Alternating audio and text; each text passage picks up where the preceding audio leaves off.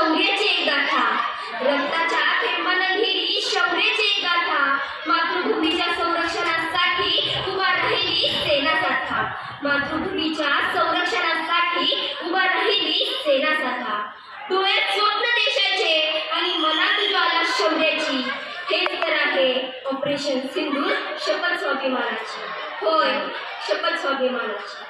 प्रभू श्रीरामाच्या पदस्पर्शाने पावन झालेल्या या भूमीस, हो काळ्या मातीचा सुगंध दरवळणाऱ्या या भारतभूमीस प्रथम मी वंदन करते.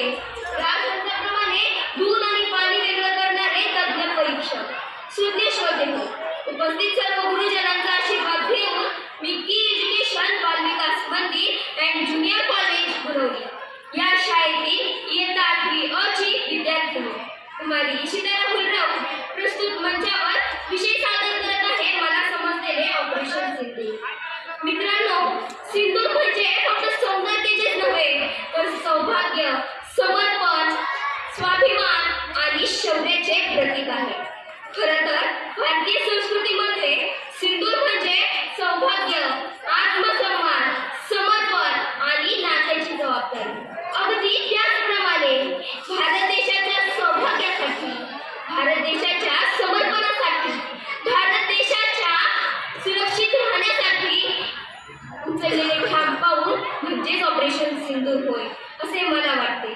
आणि म्हणून तर म्हणते, सिंदूर म्हणजे फक्त कपाळावरील रेख नव्हे तर सिंदूर म्हणजे स्वाभिमान, समर्पण आणि शौर्याची खूण आहे. जो भारत मातेसाठी लढायला उभा राहतो त्याच्या रक्तातही देशभक्तीची खूण आहे, देशभक्तीची खूण आहे. सिंदूर म्हणजे आईच्या कपाळावरील मायेची ओढ, सिंदूर म्हणजे पत्नीच्या सौभाग्याची खूण आणि सिंदूर म्हणजे एका स्त्रीच्या सन्मानाची व सुरक्षितेची हमी देणे. आणि म्हणून तर म्हणते मित्रांनो, माझ्या मते ऑपरेशन सिंदूर म्हणजे देशाच्या सन्मानावर उचललेल्या प्रत्येक आव्हानाला दिलेले उत्तर आहे. ऑपरेशन सिंदूर म्हणजे सीमेवरील जवानांच्या बलिदानाला दिलेली आदरांजली आहे.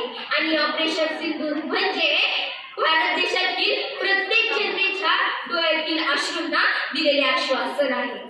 जिथे स्त्रीवर अन्याय होतो, जिथे समाजात भीतीचे वातावरण असते आणि जिथे राष्ट्राच्या प्रतिष्ठेला धक्का पोचतो तिथे कठोर व न्याय पावले उचलण्याची हिंमत केली जाते आणि ते म्हणजे ऑपरेशन सिंदूर होय असे मला वाटते.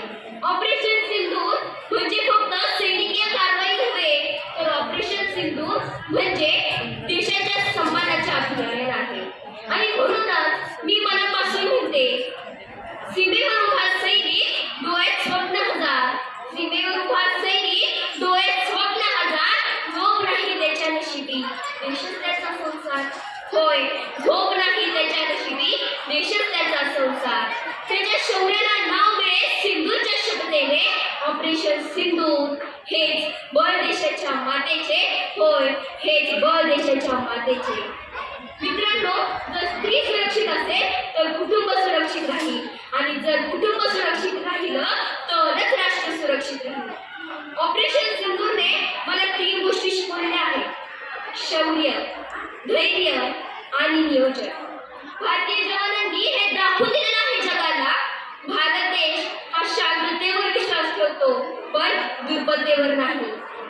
ऑपरेशन सिंदूर फक्त सीमेपुरते मर्यादित नाही तर माझ्या दृष्टीने ते आपल्याला शिकवते, देशद्रोही नव्हे देशभक्ती स्वीकारा, अफवा नव्हे तथ्य पाळा आणि स्वार्थ नव्हे राष्ट्र प्रथम ठेवा. फक्त देश सुरक्षित ठेवणे ही फक्त सैनिकांची जबाबदारी नाही तर त्याचबरोबर प्रत्येक भारतीय नागरिकाची जबाबदारी आहे.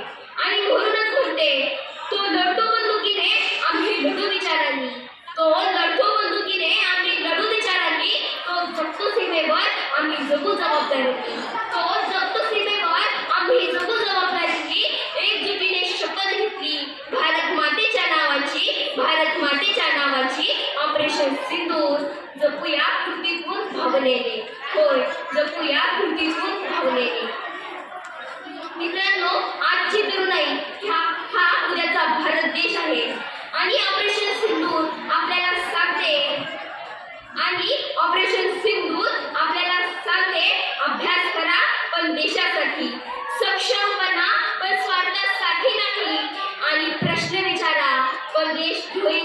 नव्हे. शेवटी जाता जाता मला एवढंच म्हणावंसं वाटतं, ऑपरेशन सिंदूर म्हणजे रक्ताने घेतलेली जबाबदारी, ऑपरेशन सिंदूर म्हणजे शौर्याने निभावलेली प्रतिज्ञा आणि ऑपरेशन सिंदूर म्हणजे देशासाठी घेतलेले वचन. धन्यवाद.